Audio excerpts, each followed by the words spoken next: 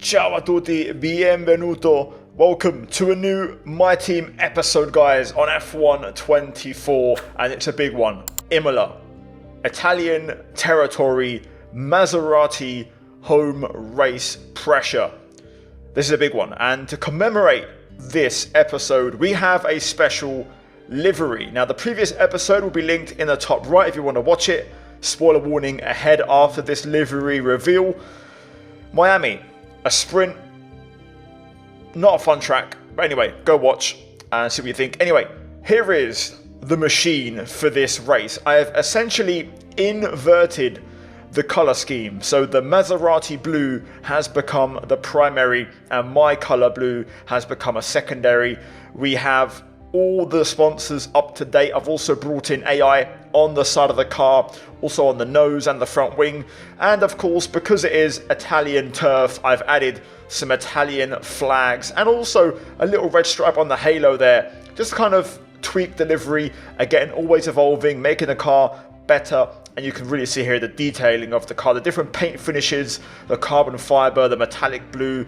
It really came together beautifully, and this is by far the best My Team car I've ever made, the original and this one. And we're going to run this livery again. We're going to run it in Monza, so this won't be a one-off, it will be a two-time special, as we are going to be racing twice on Italian soil. So let me know what you think in the comments down below, guys. I really think this is a work of art. I'm just so pleased how immaculate this looks. It's come together beautifully, and I also love the inverted paint scheme. There is one small flaw which you might notice on the onboard, and I'll let you guys spot that and see if you can pick up on what the one mistake was on the livery. But anyway, that aside, let's talk about the championship. Now, we are fresh off the back of yet another mechanical failure, 3 consecutive DNFs, which is really concerning, and I'm actively talking to co-masters to basically try and fix this issue once and for all, if not for this game, for the next one.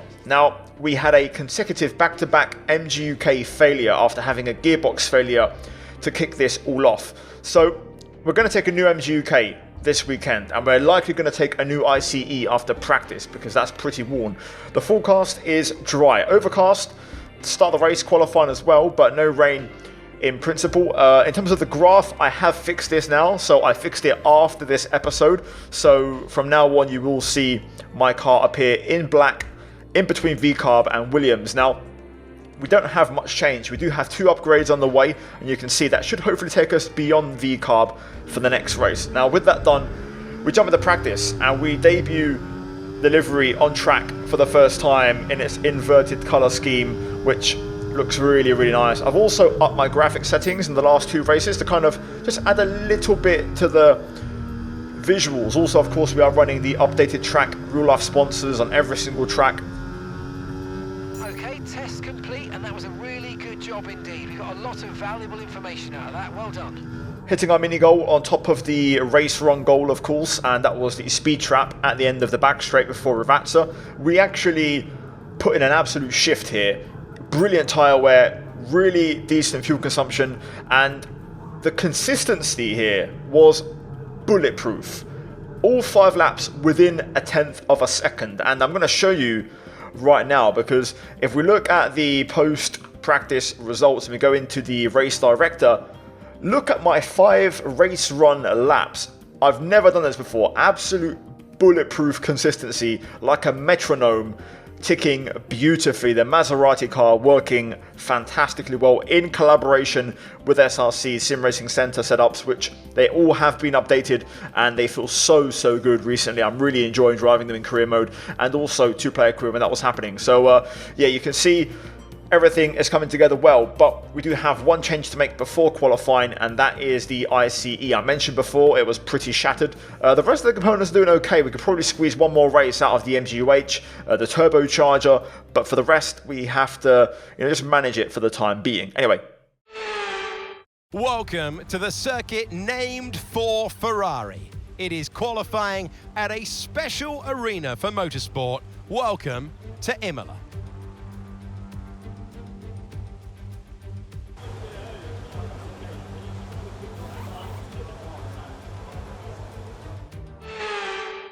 Minutes left of of this rain, then we think it's going to dry up. 10 minutes. Inters seem to be the fastest tyre for now.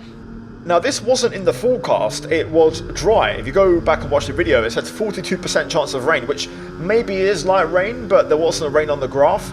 Either way, we've got some rain for qualifying, and it's here to stay for the majority of the session. So a non-forecast or unforecast wet session, which I don't entirely mind. Also note we have returned to the short qualifying format after running the one-shot sprint shootout for the last 2 rounds. Our first lap of the day is a purple sector 3 and we go straight to second place, and possibly these conditions might actually suit us because, you know, in the dry we are decent around here, but we maybe lack a little bit versus the AI. We're definitely looking stronger than the last 3 rounds, so this is going to be a better track for us, but these conditions might just give us a chance here to fight for something we don't usually fight for. We're currently P5, so other cars have gone quicker, but this is going to be my second push lap, and you know, we're going to iron out some of those mistakes. Although to be fair, there wasn't many on that first lap. It was just generally a lack of understanding of the track conditions, and now we know where the track is, we can start to push. The track is also constantly evolving, getting faster, so there is that element as well. Tyre wear is very low on these, and you can see we're already 0.3 up as we drop to P6 in the standings. Making our way through Piratella, turn 9, making sure to keep it within track limits as we now plunge down towards Acquaminerale. Try to get the car stopped and attack these curbs as much as possible. Already half a second up almost. Really good lap as we now go purple, and we're going to launch it over the chicane. Not super aggressive, you know, in terms of track limits, keeping it quite conservative, but we carried good speed over there and also maintained the momentum on the exit, so we're now 6.5 tenths up. Into Ravazza, down to 3rd gear, and then quickly up to 4th on a short shift. Through the last corner, Ravazza 2, as we then use all the battery remaining up to the line. It's going to be 9 tenths plus improvement, and we go to a 21.7 and provisional pole, which is epic. Really, really epic. ETA on this rain clearing up is about 10 minutes, so just keep your concentration out there, you're doing well. Inters look like the best tyre for now. So there's the kind of weather briefing, and it's going to be touch and go in terms of what the conditions might be at the end. Pace-wise, you can see Verstappen owns the best first sector, but we absolutely smash him in sectors 2 and 3. So it kind of, you know, a tale of 2 halves in terms of the lap itself. First half of the lap belongs to the AI, second half of the lap belongs to me, and most of that time is in the chicane. Anyway, last attempt, let's get to work.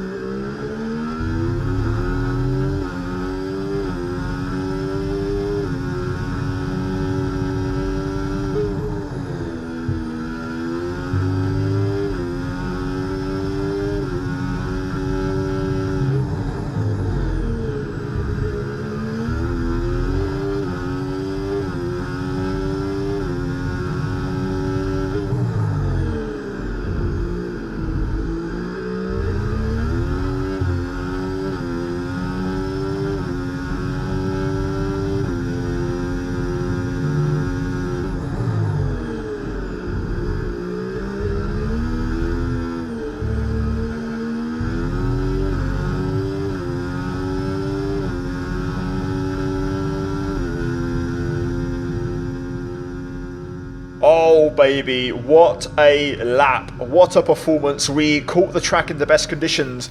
We actually had a bit of rain on the out lap and it dried out just as we started the lap, so we got pristine conditions, only car in the sub 1 minute 20s, and yeah, we absolutely outshone everyone today. Jamie Chadwick did not go out for the final run, so she basically had her lap from before when the conditions were worse, which doesn't make a lot of sense, but that's just the AI in this game for you. Anyway, in the meantime, we do claw a few points back on Daniel Ricciardo in our rivalry. Hopefully we can get a few more back in the race. I pray to God, Hopefully the car holds up because it's home race for Maserati, big pressure, special livery, we've got some serious pace, but will it translate from the wet conditions to the dry?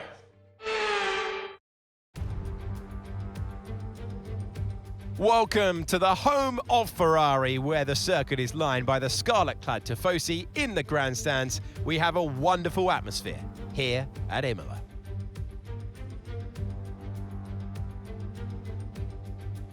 A lap of Imola, anti-clockwise of course, unlike most Formula One circuits, will take our drivers round 3.1 miles of track. 19 turns, 9 right-handers and 10 left. Drivers will need to be precise at the hairpin turn 7, given the subsequent uphill section. Without a good exit from that corner, they'll lose a lot of time on that stretch. It's time to see how our drivers are stacking up after yesterday's exciting qualifying session. Martinez lines up on pole position, edging out Lando Norris, who'll start from P2. Looking at the rest of today's grid, we have Verstappen, Sainz, Russell, Hamilton, Gasly, Perez, Oscar Piastri, Fernando Alonso, Ocon, Stroll, Ricciardo, Tsunoda, Albon, Hülkenberg, Leclerc, Magnussen, Joe, Sargent, Bottas, and Jamie Chadwick. That's it then. It's time to go racing as we head down trackside for today's race. Welcome to the commentary box. I'm Alex Jakes, delighted to say that we're joined today by Anthony Davidson. So they've got lots of team members to get to know, to win over, and to get working for them. How do you go about doing that? You know, it's new for yourself when you arrive maybe into a new team, or you might be an established driver or a rookie. It doesn't matter. Getting to know a whole group of people, a team that works around you, it's vital to get the best out of each other. And in that return, your performance on track improves as well. Here we go then. Time for the main event. Will the car hold up? That's the big question. I think if we have a mechanical today, then I'll likely turn them off because it's too much of an issue. Anyway, let's find out. Let's see if that actually happens. Now, last episode, I didn't mention it, but we had a full pit crew fully kitted out. So our entire team wear, garage, pit crew, everything now is fully up to spec. And I can't wait to release this for you guys at the end of the season, for you guys to use for your own personal enjoyment. Anyway, that aside, let's talk about the race. Pole, great qualifying, excellent pace in the wet conditions, but the race is going to be dry. Now, we're going to play the more aggressive option here to be competitive, to try and win this race outright. We're going to go for mediums on a one stop and then onto hards. Now, I think our pace was better in the wet than it would have been in the dry, so I'm expecting to struggle a bit more and not be as quick. Probably slower than Max, the McLarens, give or take, but we can definitely fight and be smart with our racecraft, with the DRS, and try to, hopefully be there at the end when it matters. Now, fuel-wise, I'm going a bit lower. I'm going for 0.2 of a lap.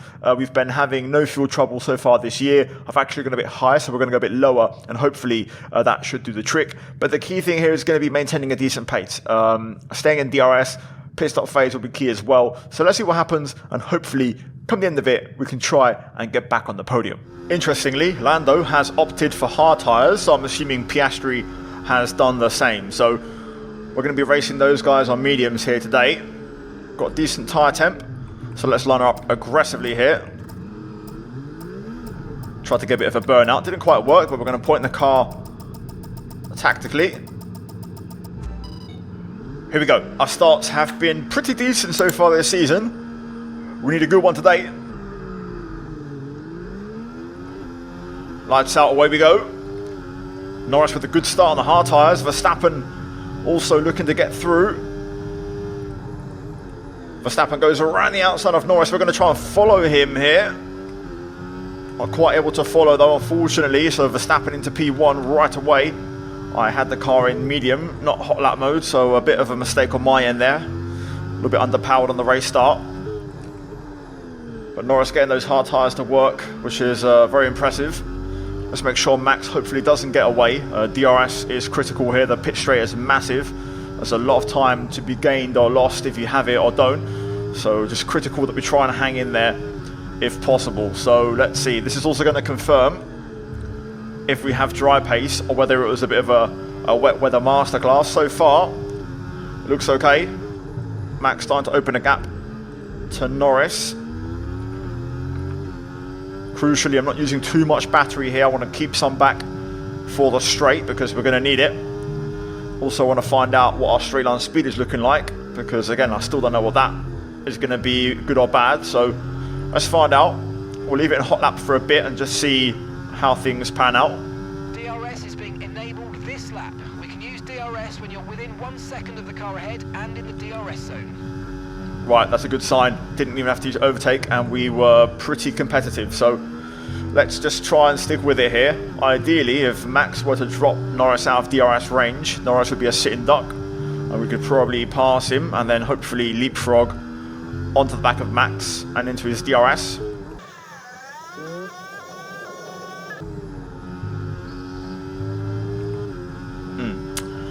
That was not actually off, but oh well. So Verstappen has dropped Norris out of his DRS, so as planned, he'll be vulnerable. So we're going to get a crack here with DRS to try and get through. I'm going to try not to use overtake and trust hot lap. See if we can... Okay, no issues with tyre wear for now. Keep taking care of them. Get the job done in just hot lap mode. Norris is still there. Clean around the outside. A little bit deep into the first chicane, but we get the move done. Not the prettiest of moves, but it just means I have some battery now to push with throughout this lap to try and get within Verstappen's DRS, which is what I want.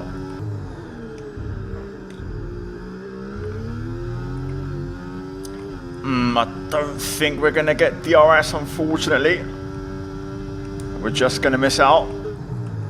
I really sent it over that chicane, but it wasn't to be, and that's a second warning. Okay, that is ridiculous. That's ridiculous. I was nowhere near track limits. Go purple, but we're really on the limit now. We've got to be careful with those track limits. If I can get DRS on Max, I can dial it down and scale it back a little bit in terms of the track limit, risk we're taking. I'm out of battery, but I hope I've got enough juice to nab some DRS here. Let's see, did we get it? We're going to need it. I've got no battery left. Yes, we do. Oh, huge. Absolutely massive. Right, now we can settle. That was a crucial lap. Some information on Sargent. They're retiring from the race. Well, there we go. Sargent out. No safety car, though, or virtual safety car, so no change. Norris is managing to keep up, so soon that hard tyre will be working better than ours and he'll have the upper hand, but right now we're just one big leading group. I believe Checo on the back end around P7 or P8 behind. He's the end of this train. It's looking like we might drop George Russell here. Norris is getting the hammer down. He's looking quick and he's starting to pressure us and pull away from Russell. We might have to pass Verstappen here because Norris is knocking on the door and Verstappen won't have DRS, so let's look to get by. Again, trusting hot lap if possible. Yep. To the outside. Let's try not to outbrake ourselves. But clean around the outside there. Nice move. Now I know where the AI brake. We ain't got to go as deep as the last time. Let's see. Norris now pressuring Max.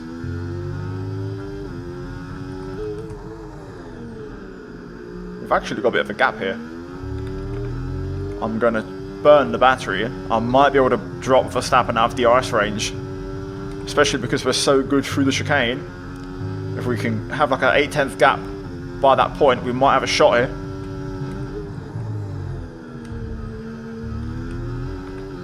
Yeah, we're going. Max is struggling.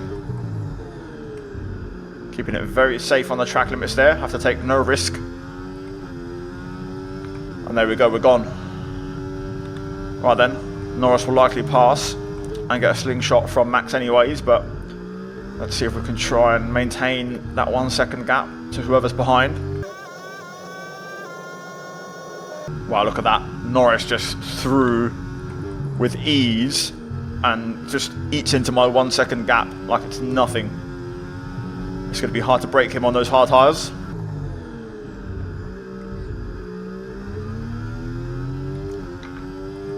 That was a good chicane. I might have enough battery there to keep him out of DRS range, which would be good, because then he can fight with Verstappen and we can get a breakaway, which is exactly what I'm looking for. No tyre concerns at the moment, just focus on the driving. I can't tell, I think he has got DRS based off how he's catching me.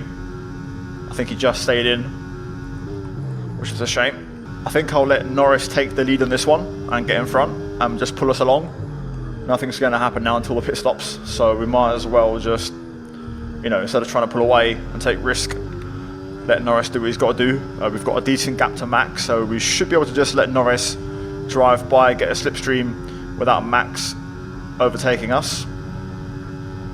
Lando derating is interesting, very interesting. Anyway, let's settle in here. Okay, right, well, yeah, there it is, again. I'm going to send all of this footage to Codemasters because it's becoming a very noticeable trend, and I like this because I'm getting evidence to fix this for once and for all for the future games. But this is a real kick in the teeth because that was a good race. That could have been a podium, possibly a win. Instead, it's a donut.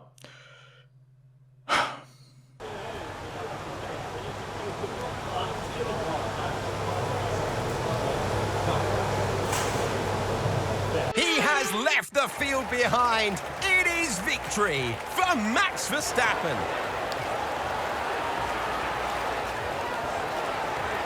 And that's 2 wins in a row now, of course.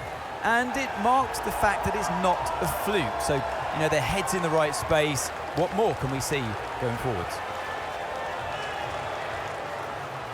Red Bull put up an outstanding fight for the front position today, and it's great to see it paid off for them. They do so much for the sport that you can't help but be delighted by today's race win.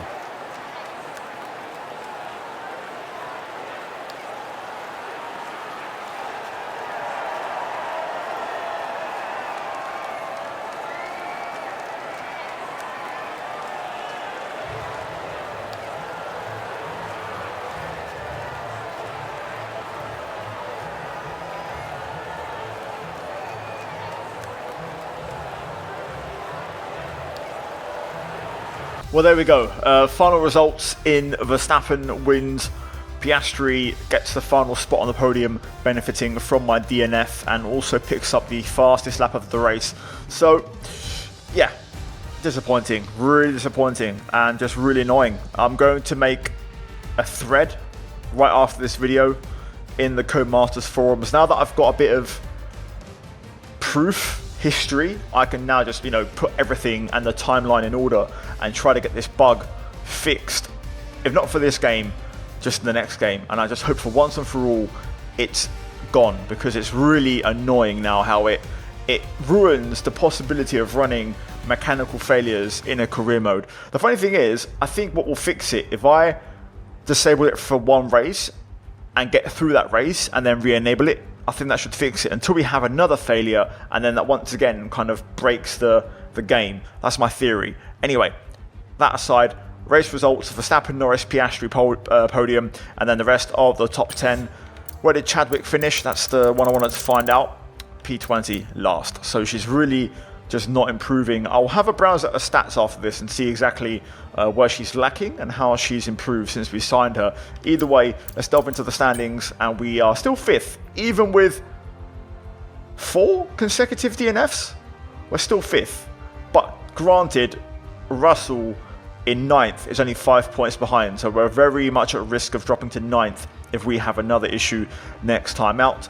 In the Constructors, we're 5th as well. Aston Martin do close a little bit, but still they're not really making much progress. So yeah, I think our target should be to finish 5th, possibly even challenge Mercedes for 4th. Either way, yeah, let's get into the post-race fallout and see exactly how things look.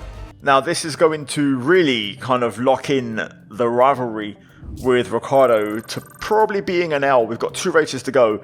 if I disable failures, we can fight and turn that around. So yeah, again, we move sideways on the Acclaim. We gain in qualifying, losing the race because of the DNF, and obviously Jamie's not really bringing anything to the table here. So yeah, that's a bit of a nothing factor. And this time we don't get the AI goal, even though Jamie didn't DNF last race. It was the same situation, only one car finished, and we hit the goal. So I don't know how that works. That could be another possible bug that I need to report. So surprise, surprise. Anyway, that's done. Let's get into some updates.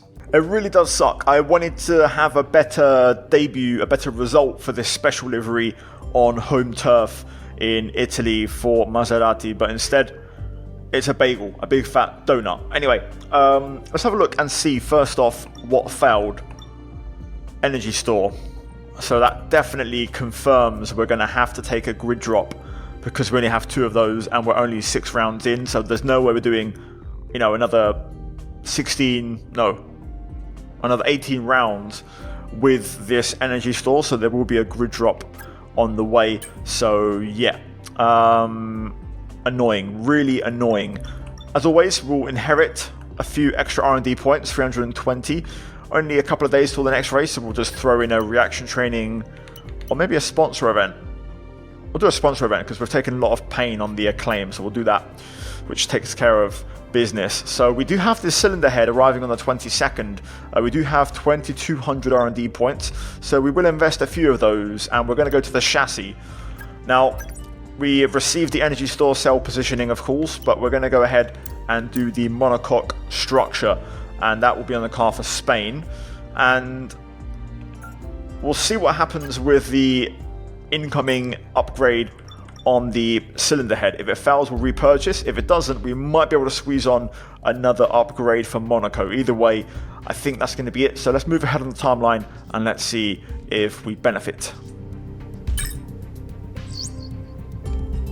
I know we were expecting some new developments to come through, but some of them have failed quality control. We'll need to tell the team what to redevelop via the R&D screen. So, as I kind of feared, there would be a failure, so we'll go ahead and repurchase that upgrade. I think we should be able to afford it. It wasn't particularly expensive, so there we go. We'll get that on the car for Canada. And that ends the updates and everything that we need to know. Now, one thing I want to look at, as I mentioned before, was Jamie Chadwick. So, 72 rated. She has improved. She's got a +3 in all stats. She's positive on the focus as well. So it's slow progress. Now, on the driver market, if we filter by free agency, obviously I don't really want to get an icon.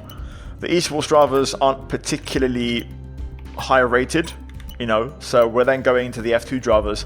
And the highest one I have so far is Jehan Deruvala. Porches are 70 rated, Behrman 71. So we're getting a few better drivers start to creep in, but still not as many as I'd like. And Jamie Chadwick is already higher rated than Behrman and Porches. So I feel like we have to just stick with what we've got. You know, I don't see how we'd benefit from this, to be honest, unless we signed a non-free agent outright and just signed an official driver. So I'd love to hear in the comments below, if I were to change teammates for next season, who should I sign that would make sense in terms of storyline? We're currently in 2024, so going into 2025, who could we pick up? Anyway, guys, I'm going to leave it there for this episode. Hopefully you enjoyed it. Smash the like button if you did. Subscribe for more. And try to enjoy the series, even with the failures. Trust me, I'm still enjoying it. I'm actually, you know, trying to appreciate and enjoy the experience, even with this. And hopefully you guys are too. So yeah, a massive shout out to the members for supporting the videos, the channel, the content. Check out the 2 videos on screen for more videos like this. And yeah, guys, hopefully you enjoyed. And I'll see you guys in the next one very soon, as always. Yeah, guys, take care. And that's goodbye from me. Ciao.